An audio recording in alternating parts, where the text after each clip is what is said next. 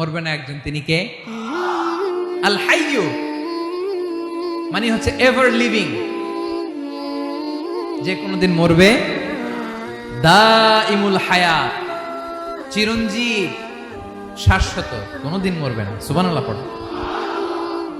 তিনি সূচনাহীন অতীত থেকে আছেন। আমার ভাইয়ের আমার দিকে তাকান, তিনি সূচনাহীন অতীত থেকে আছেন, তিনি শেষহীন সীমাহীন ভবিষ্যৎ পর্যন্ত থাকবেন।